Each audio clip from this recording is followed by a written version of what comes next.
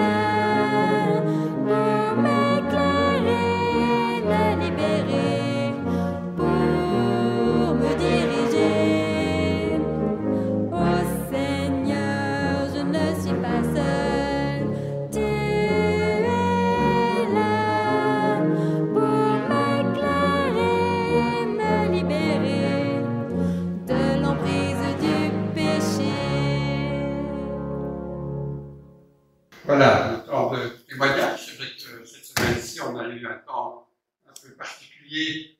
C'était la fête nationale. Et contrairement à l'habitude, on n'a pas fermé les portes. On a quand même, malgré que c'était un mardi, on a quand même pu faire l'action du phare. Et c'est vrai que j'ai été surpris parce que la responsable de Serve the City qui était avec nous, qui participe à le travail, était venu avec des ballons, des drapeaux. Nous avons vraiment décoré la salle d'entrée, la façade, pour témoigner que c'était la fête. Et je me suis dit, mais voilà, quelle interpellation, en tout cas pour moi. Je me suis dit, mais voilà, pourquoi ne pas oser, oser montrer que nous avons une royauté, un royaume de Belgique, et que nous pouvons prier pour ce pays, que nous sommes appelés à le prier, à le fêter. Et c'est vrai qu'un peu, ça m'a un peu interpellé. C'est vrai qu'on prie pour les autorités depuis un bon moment pour qu'ils trouvent un gouvernement. Mais je me dis, mais il faut vraiment qu'on ne se relâche pas et qu'on ait à cœur notre pays. C'est vrai que je sentais cette dame, même si elle n'est pas belge, elle est américaine, et pourtant on sentait qu'elle était fière de vivre en Belgique et de vivre à Bruxelles. Je me dis, mais est-ce que c'est pas là aussi à chacun de nous de montrer ce témoignage? Et puis durant ces moments, j'ai eu l'occasion d'aller dans la matinée parler avec une ou l'autre personne sur les bancs, sur la place, là, et partager un peu la foi. C'était un encouragement aussi de pouvoir vivre ce moment. Voilà, c'est un petit peu ce que j'avais à cœur de partager. Je ne sais pas si quelqu'un veut venir dire quelques mots de témoignage qu'il a vécu dans cette semaine. Linda, voilà. Voilà, Linda nous rejoint. Linda.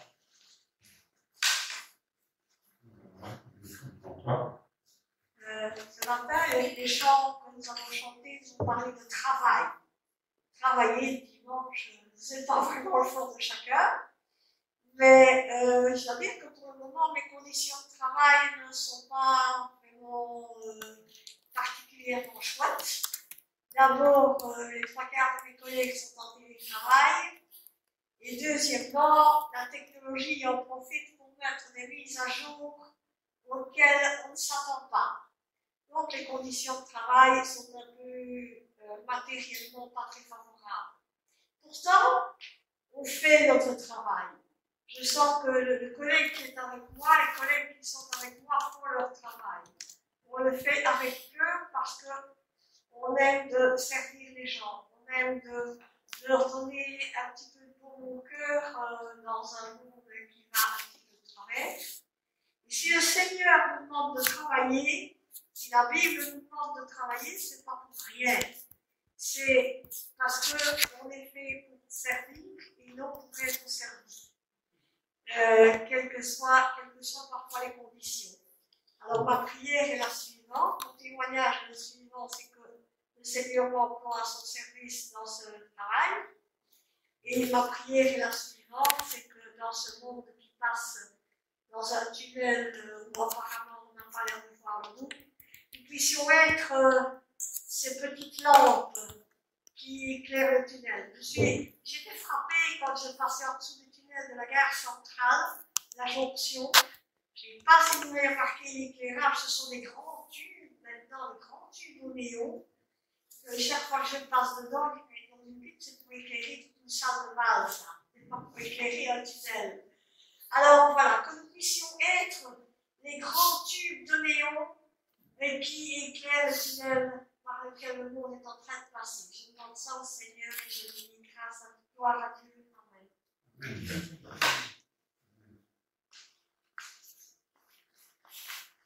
Alors voilà, ça serait. Merci en tout cas d'avoir introduit un peu comme ça. Alors pour ce qui est des annonces, voilà, comme d'habitude, on a mis un panier au fond de la salle, pour ceux qui sont dans notre salle, mais nous vous invitons aussi, pour ceux qui le peuvent, à verser sur le compte à distance. Vous savez, voilà, il y a malgré tout des travaux qui se font dans la salle. Je ne sais pas si vous voyez derrière nous, mais en tout cas, l'estrade est en train d'être rénovée, ça arrive au bout. Et puis voilà, pour ce qui est des annonces, j'ai parlé de la Major, la Major qui vous salue bien. Comme vous savez, elle a la sciatique, elle a fait une infiltration cette semaine, et puis elle a aussi fait des examens qui ont découvert qu'elle avait aussi une hernie. Donc elle doit avoir des spécialistes, et je vous demande vraiment de l'entourer de vos prières. Merci. Parce que voilà, le Seigneur dirige vraiment toutes choses et il dirige aussi le corps médical. Puis Hélène n'a pas fait aussi demain des examens à l'hôpital, elle m'a informé de cela, donc pensons à Hélène, elle va mieux que ce qu'elle a été, mais voilà, elle va continuer à être surveillée. Et puis à Bernadette et Tanguy aussi, avec qui régulièrement nous avons des contacts, et voilà, là, ça reste un temps où ils ont besoin d'être entourés de nos prières, de notre affection. C'est vrai qu'ils ont été touchés au moment du décès de leur fils par votre témoignage et ceux qui sont reçus, mais voilà, il faut continuer à prier pour eux, et aussi, si vous avez l'occasion, à les encourager par un petit mot. Alors pour les activités, donc cette semaine, il y aura mardi l'action du phare. Puis à 16h, il y aura la prière. Et puis, il n'y aura pas de ligue cette semaine-ci. avons des rendez-vous médicaux, donc il n'y aura pas de ligue cette semaine-ci. Dimanche prochain, nous vivrons notre culte ensemble. Voilà pour ce qui est des annonces. Alors, la jeunesse avait lancé un concours de chant, et donc ils ont fait un petit fascicule, mais c'est pas encore vraiment bien diffusé tout ça. Alors aujourd'hui, ce que je vais vous proposer, c'est qu'on écoute la mélodie et les paroles vont simplement s'afficher. On va faire répéter 2 fois, mais on trouve que la mélodie est très belle et que ça serait bien de rentrer dans ce culte, se mettre dans cet esprit pour introduire le message. Je vous invite à écouter le.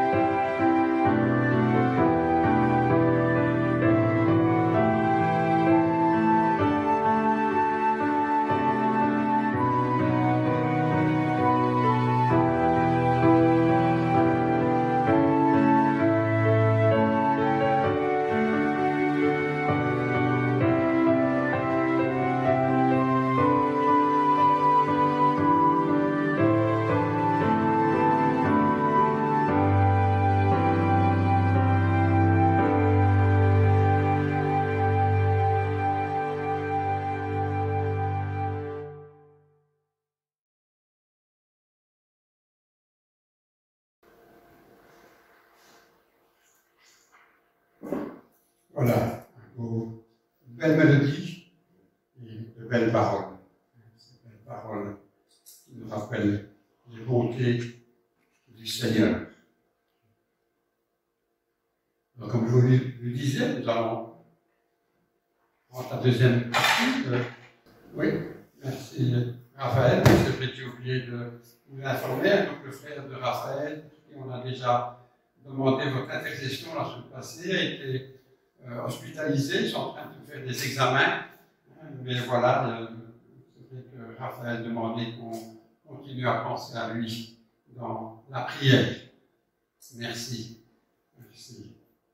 Car Raphaël a quand même pu avoir un contact avec lui en début de semaine, et ça c'est quand même rassurant aussi. Nous voilà de retour avec Joseph, donc Joseph qui a été vendu par ses frères, aux Ismaélites. On lit dans le chapitre 39, on va lire les 6 premiers versets.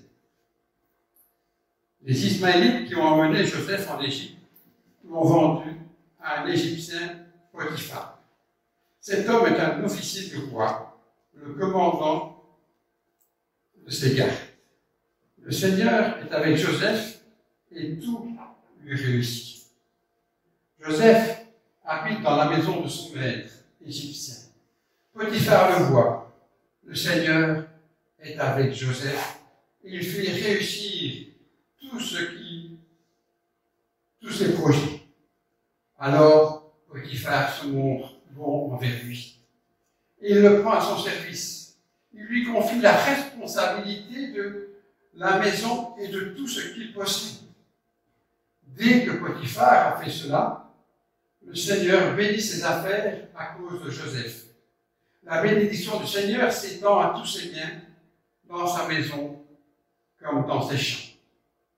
Potiphar laisse tout ce qu'il possède entre les mains de Joseph. Il ne s'occupe plus de rien, sauf de la nourriture qu'il mange. Voilà. Notre ami Joseph se retrouve sur le marché, vendu comme esclave, et là, c'est un Égyptien du nom de Potiphar qui l'achète, qui l'acquiert. Et cet homme est un officier du roi, le commandant des gardes. Le roi, évidemment, c'est Pharaon. Et donc, ce n'est pas n'importe qui achète là Joseph. Et Joseph, dans cette maison, travaille.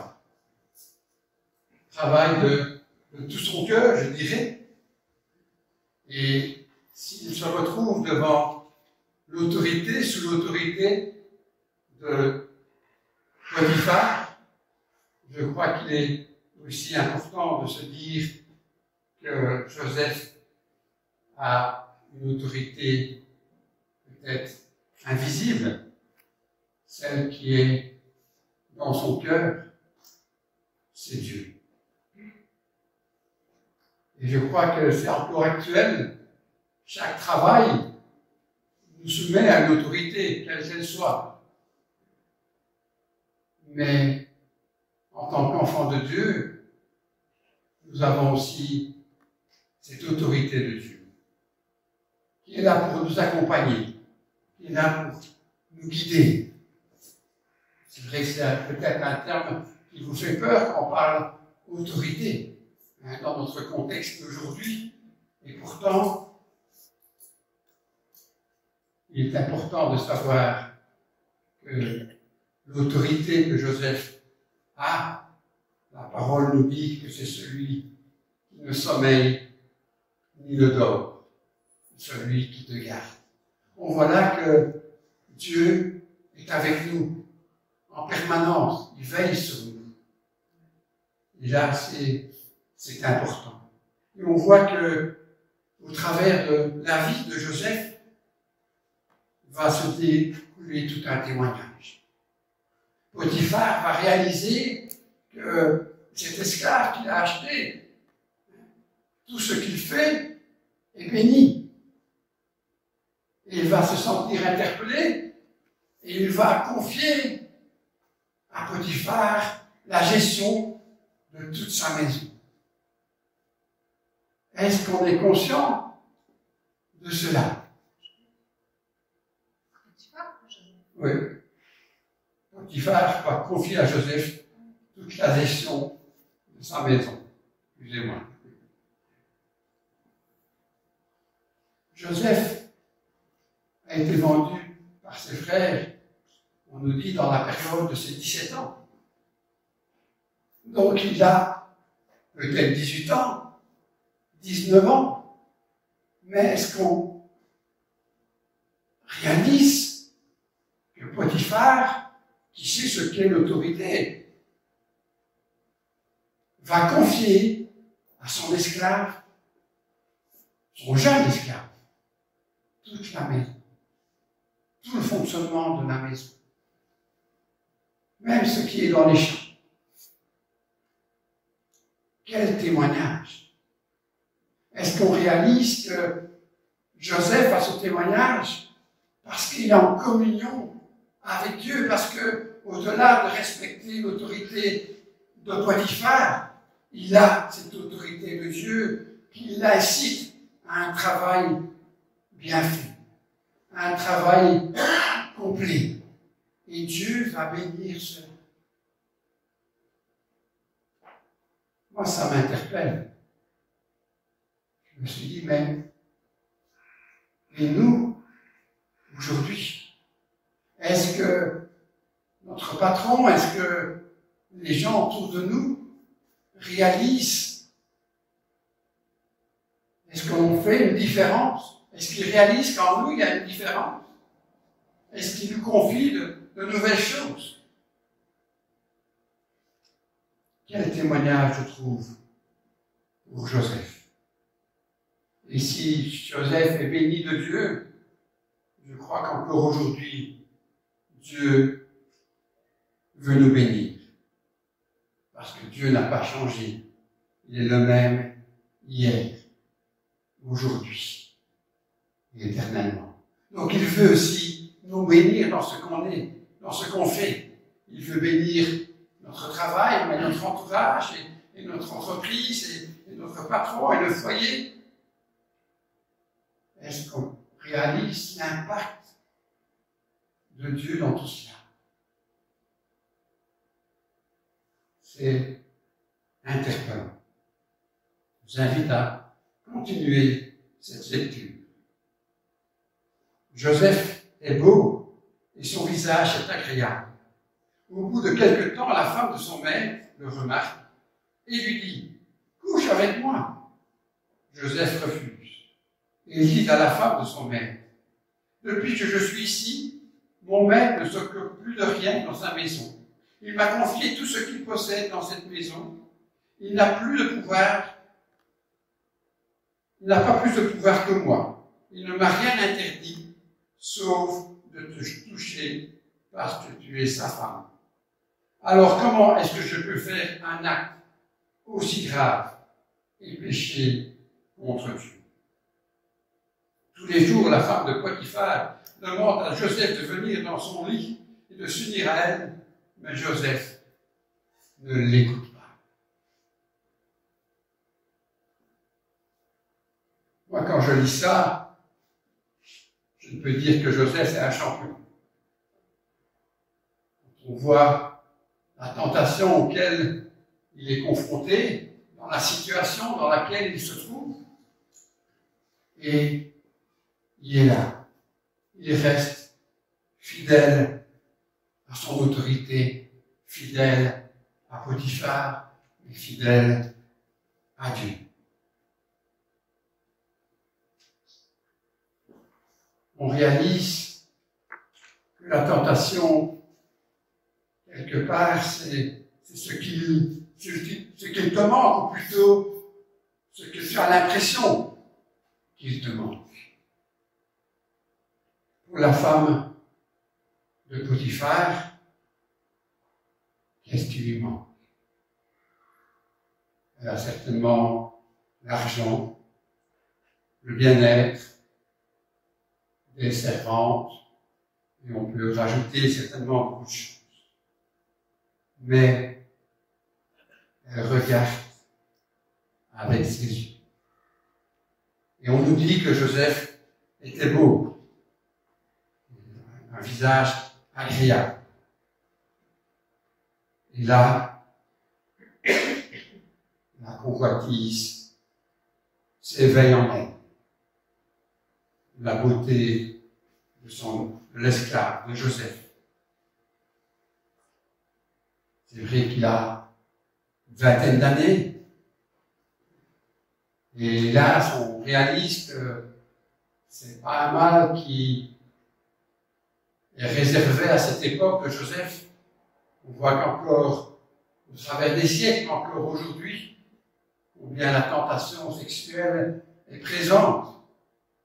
Que ce soit pour les femmes, que ce soit pour les hommes, que ce soit au travers des médias, que ce soit au travers des attitudes. Une enquête révèle auprès des jeunes sur les campus qu'ils sont tentés 18 fois par jour. Est-ce qu'on réalise la tentation dans notre monde d'aujourd'hui? Et on sait qu'encore aujourd'hui, avec le confinement, plusieurs associations se lèvent au créneau en déclarant que la pornographie a pris de l'ampleur et tout ce qui s'entoure. Quelle va être mon attitude? Quelle va être notre attitude? Pour cette femme, elle va persévérer dans son désir. Je dirais qu'elle est prise. Elle a allumé quelque chose, elle est dans un tunnel. Elle ne voit plus autre chose que cela. Elle a ses yeux fixés sur ce Joseph qu'elle voit passer de ci, de là, qu'elle essaie chaque fois d'attirer. Et ça devient pour elle une obsession, un défi. Pouvoir coucher avec ce jeune. Aussi peut-être défier l'interdit de son mari.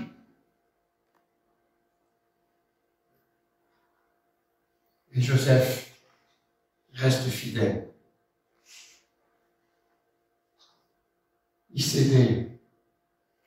On a vite une excuse. Ah ben, Dieu m'a mis là, Dieu a mis cette âme presque dans mes bras, pourrait dire Joseph. C'est un cadeau de sa part. Et là, on voit que dans notre société, et ça arrive dans des couples,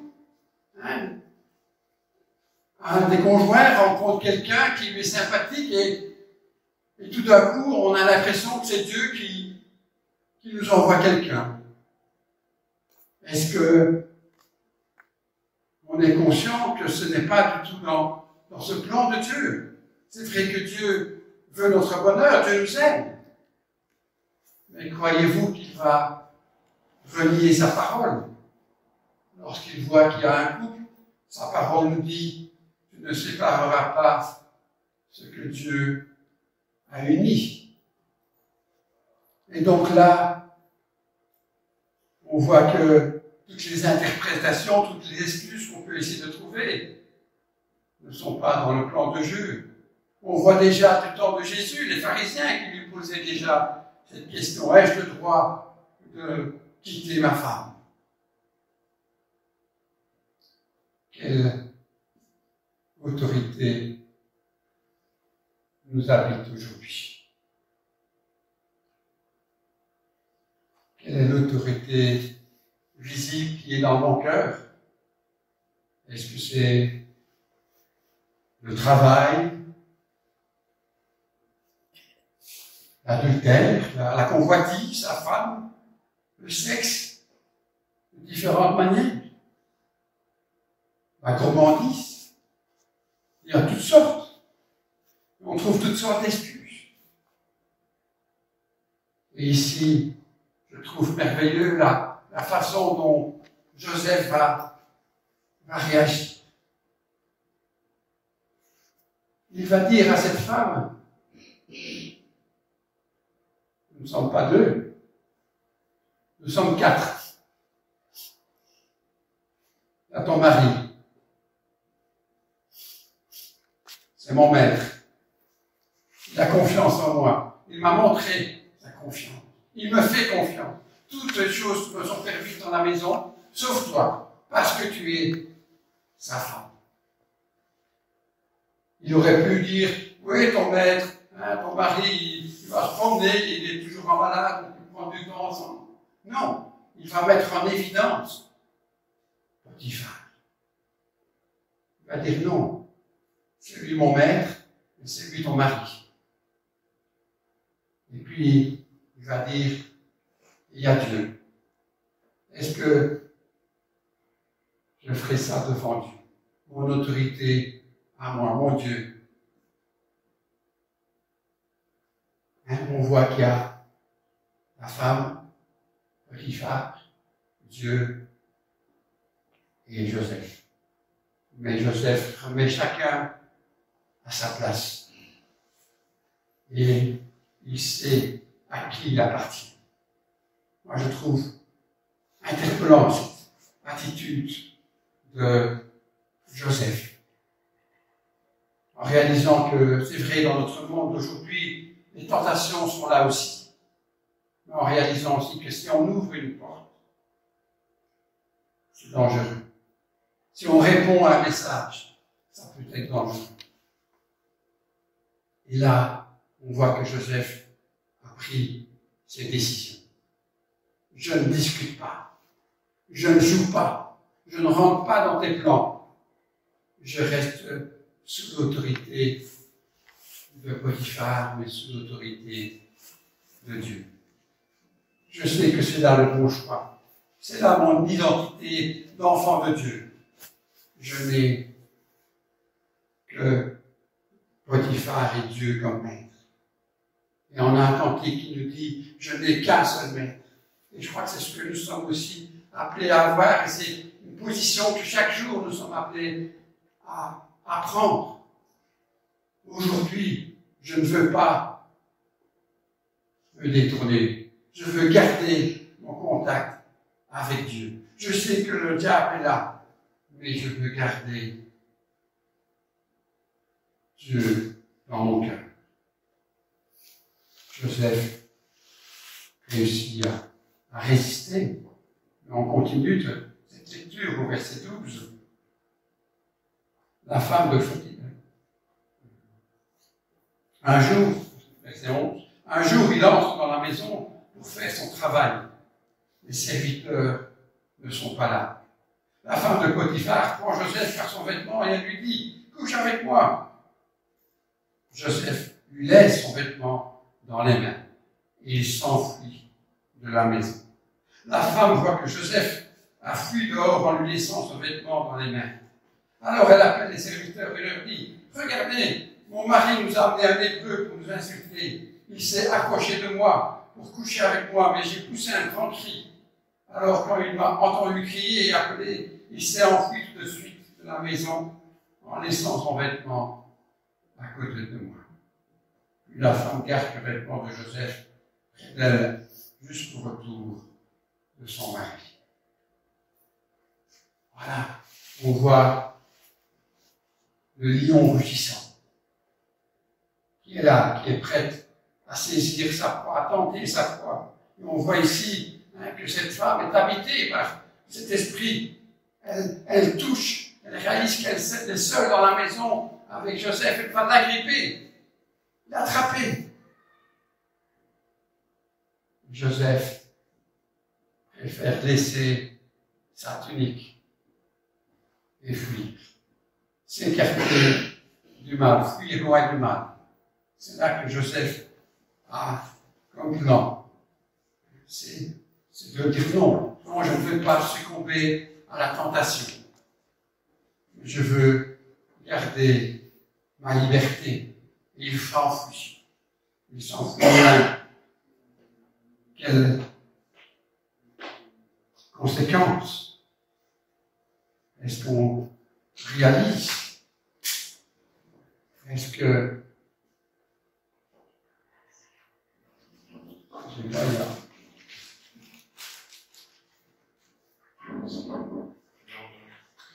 accepter la situation de Joseph, préférait fuir que de se laisser piéger, mais en laissant sa tunique. Et cette femme est là, je dirais qu'elle est dans la haine. Elle est humiliée. Elle va refaire son histoire. Elle va s'inventer une histoire pour se venger, transférer la faute. On nous a amené un Hébreu. Nous, on n'est pas comme eux. Regardez. On voit là la discrimination. Chose dont on parle encore bien aujourd'hui. Il est différent de nous. Il n'est pas comme nous. Regardez. Elle va faire appel à un sentiment nationaliste. C'est le Hébreu, nous sommes les Égyptiens. Et les autres vont la croire. Et puis elle a ce qu'elle estime comme pièce à conviction. La tunique. Est-ce que vous vous rappelez, la semaine passée, la tunique a été imbibée de sang pour être montrée à Joseph, à Jacob, le père de Joseph. Est-ce bien la tunique de ton fils? C'était une preuve de la soi-disant mort de son fils. Et ici, voilà cette deuxième tunique qui devient aussi pièce à conviction. Verset 19, il nous est dit: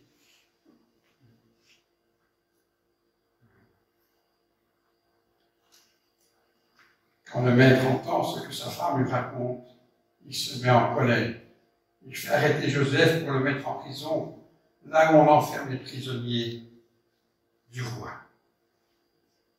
On voit qu'au travers de ce tissu de mensonges, elle s'est vengée, elle a écarté Joseph. Est-ce que on peut se mettre à la place de Joseph, lui qui a toujours été intègre, droit, respectueux? Le voilà maltraité, bafoué. C'est même plus esclave, il devient prisonnier dans la maison du roi. Je ne sais pas si on est conscient de ce que cela peut être, de se retrouver à cette époque-là, prisonnier dans la maison du roi. J'ai l'impression que ce n'était pas la meilleure référence, le meilleur modèle qu'on pouvait imaginer. Et pourtant, voilà ce que Joseph a payé comme prix de son attitude, de son intégrité. Est-ce que nous sommes conscients que cela peut avoir un coût de pouvoir être intègre, de pouvoir reconnaître nos fautes, nos mensonges, nos péchés, nos erreurs, ou de ne pas plier, de ne pas faire comme tout le monde. Tout le monde trompe un peu le fisc, tout le monde ne respecte pas ceci, tout le monde fait ceci, tout le monde ne porte pas le masque.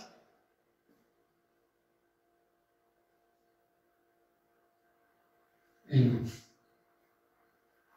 est-ce qu'on a notre autorité du Seigneur qui est là avec nous et qu'on sait, Dieu ne nous le cache pas. Jésus l'avait dit, l'apôtre Paul le dit, vous serez persécutés, vous serez mal aimés, rejetés. Mais Joseph, c'est pour qui il a agi comme ça? Est-ce que nous avons aussi cette conviction?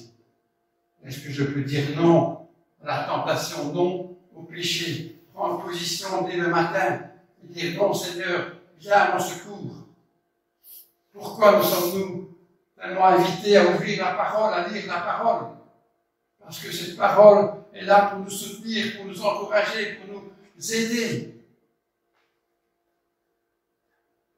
N'est-ce pas interpellant?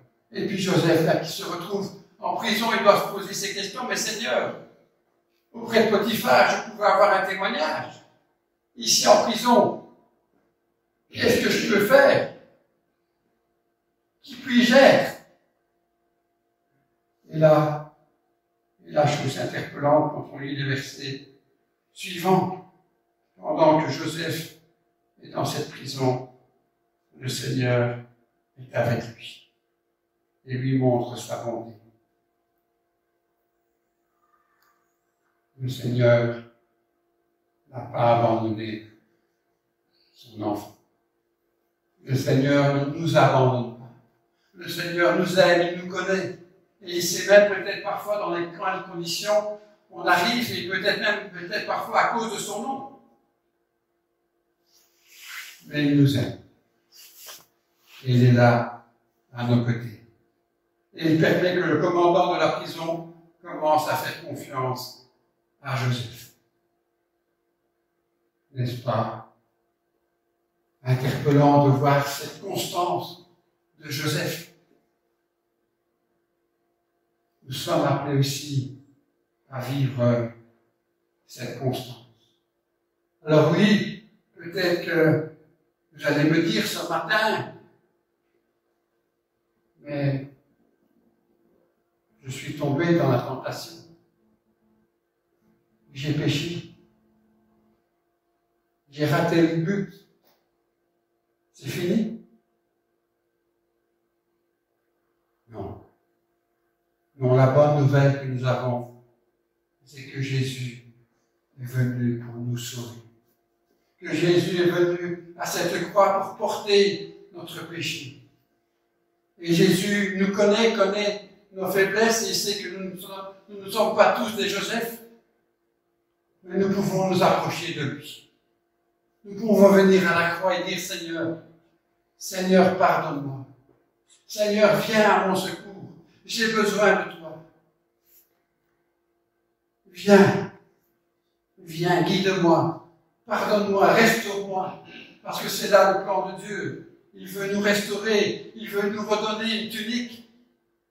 Si notre tunique a été salie, si notre vie a été salie par le péché, par le mal, par une tentation, où on a succombé, Dieu est Dieu de grâce.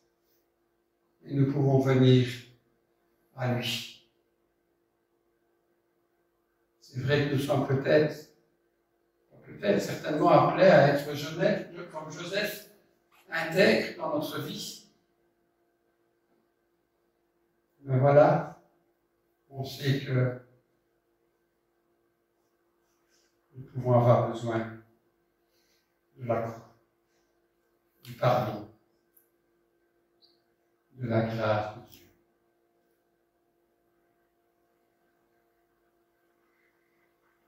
Prions ensemble.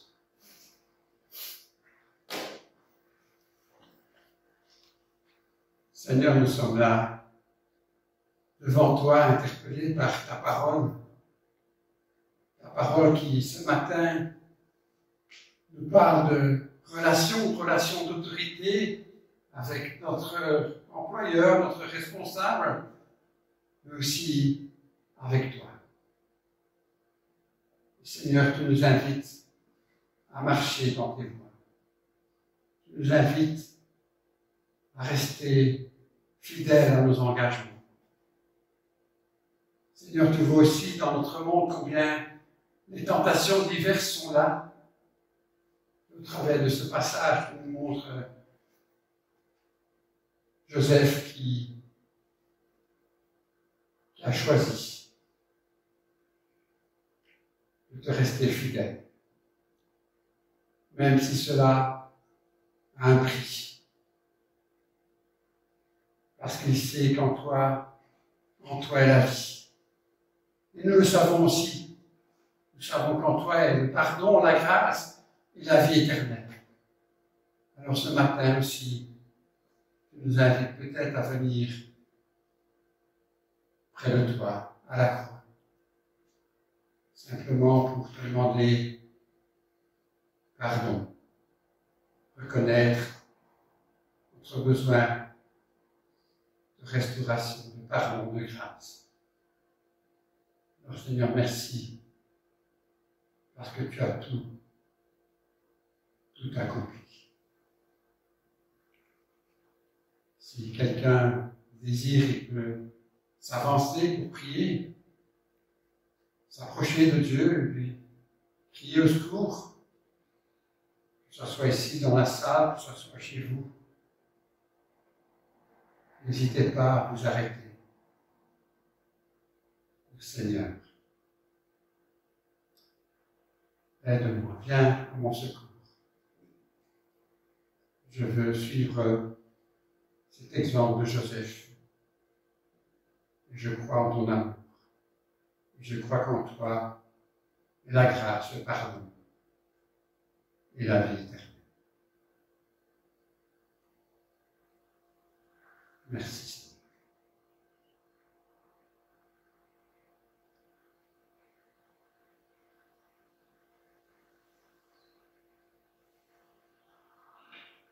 Amen.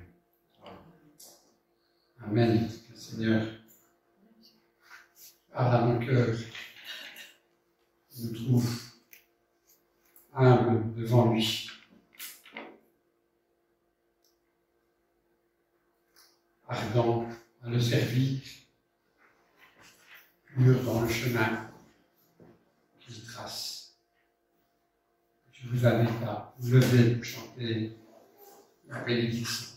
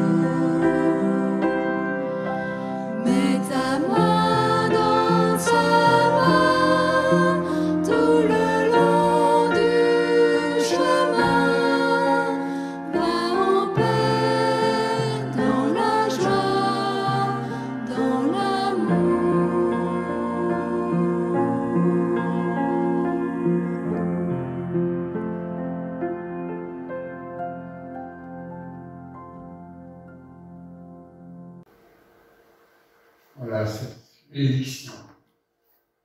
Que le Seigneur dispose vos cœurs à l'amour pour Dieu et à la patience donnée par le Christ.